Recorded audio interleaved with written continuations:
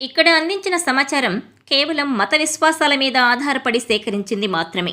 దీనికి సంబంధించిన శాస్త్రీయ ఆధారాలకు సంబంధించి సౌత్ ఫస్ట్ ఎలాంటి బాధ్యత తీసుకోదు. ఈ సమాచారాన్ని పరిగణలోకి తీసుకునే ముందు పండితులను సంప్రదించి పూర్తి వివరాలు తెలుసుకోగలరు. పై సమాచారాన్ని సౌత్ ఫస్ట్ తెలుగు ఛానల్ ధృవీకరించడం లేదు.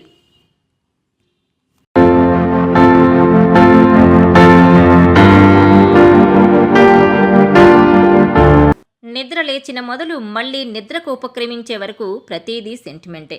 ఇలా చేయాలి అలా చేయాలి అంటూ ఎవరికి తోచింది వాళ్ళు చెబుతారు.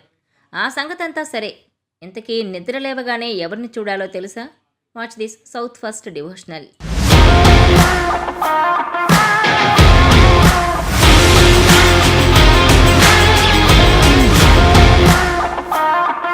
తెల్లవారి లేవగానే ఎవరి ముఖం చూశానో దాదాపు 90% మంది ఈ మాట అనుకోకుండా ఉండరు.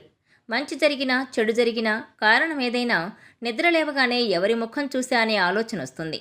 కొందరు ఉదయాన్నే కళ్ళు తెరవగానే దేవుడి ఫోటో చూస్తారు. మరికొందరు భార్య లేదా భర్త ముఖం చూస్తారు. ఇంకొందరు తల్లిదండ్రులు పిల్లల ముఖం చూస్తారు. ఎవరి సెంటిమెంట్స్ వాళ్ళవి. ఇంతకీ ఉదయం మేల్కొనగానే ముందుగా ఏం చూడాలి? ఫలితం ఏంటి? ఎవరి సెంటిమెంట్స్ ఎలా ఉన్నా చాలామంది నిద్ర లేవగానే అరచేతులను చూసుకుంటారు. వాళ్ళు తెలిసి చేసినా తెలియక చేసినా అదే మంచిది. ఎందుకనేది ఓ శ్లోకం ద్వారా చెప్తారు.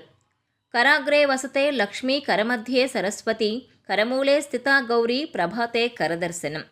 కరాగ్రే వసతే లక్ష్మి అంటే చేయి పైభాగాన లక్ష్మీదేవి, కరమధ్యే సరస్వతి మధ్య భాగంలో సరస్వతి, కరమూలే స్థితా గౌరీ చివరి భాగంలో గౌరీదేవి కొలువై ఉంటారు.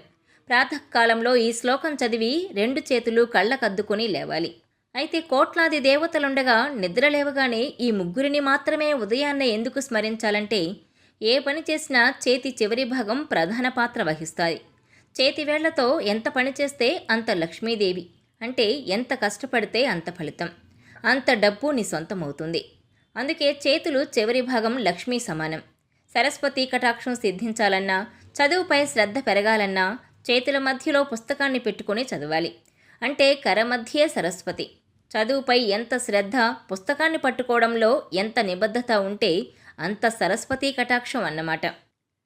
కరమూలే స్థితా గౌరీ అంటే చేతి మూలం మీదే శక్తంతా ఉంటుంది. నేలపై పడినప్పుడైనా పైకి లేచేటప్పుడైనా చేతి తమ్మి భాగంలో ఆనుకుని లేస్తాం. అంటే పైకి లేపే శక్తి అంతా చేతి మణికట్టు దగ్గరే. అమ్మవారి స్వరూపాన్నే శక్తి అంటాం. ఆ స్వరూపం గౌరీదేవి. అందుకే కరమూలే స్థితా గౌరీ అని చెప్తారు. జీవితంలో ఎప్పుడైనా కింద పడితే నీ చేతుల ఆధారంతో ఎలా పైకి లేస్తావో జీవితంలో కష్టాలను ఎదుర్కొని అలాగే పైకి లేచి నిలబడాలని అర్థం. ఇంకా ఒక్క మాటలో చెప్పాలంటే, నిన్ను నువ్వే నమ్ముకో, మంచైనా చెడైనా నీ చేతిలోనే ఉంది. అందుకే అంటారు కదా, చేతులారా చేసుకున్నావని. అందుకే ఆ చేతుల్లో కొలువైన అమ్మవార్లకు నమస్కరిస్తూ నిద్రలేస్తే అంతా శుభమే. నిద్ర లేచిన తర్వాత మన పాదం భూమిపై మోపే సమయంలో భూమికి నమస్కరించడం మరవకూడదు. ధర్మశాస్త్రాల ప్రకారం ఇలా చేయడం వలన భూమాత నుంచి ప్రత్యక్షంగా ఆశీర్వాదాలు పొందుతామని విశ్వసిస్తుంటారు. ఫలితంగా దైనందిన జీవితంలో సంతోషంతో పాటు సంపద కూడా పెరుగుతాయని విశ్వాసం. మన ధర్మశాస్త్రాల ప్రకారం అత్యంత పవిత్రమైన వారు తల్లిదండ్రులు, విద్య నేర్పిన గురువులు, కులదైవం, జీవితంలో ఎల్లప్పుడూ మన మేలును కోరుతూ దిశానిర్దేశం చేసే జ్యోతిష్య పండితుణ్ణి, ఆపదలో ఆదుకున్న వారిని, మనసుకు నచ్చిన వారిని గుర్తు తెచ్చుకుని వారి పేర్లను తలుచుకోవాలి. వారి యోగక్షేమాలను కోరుకోవాలి. ఇలా తలుచుకోవడం వలన ఆ రోజంతా శుభంగా ఉంటుంది.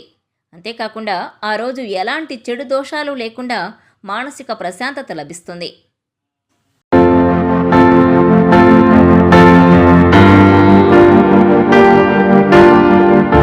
Please share, like and subscribe south first Telugu channel.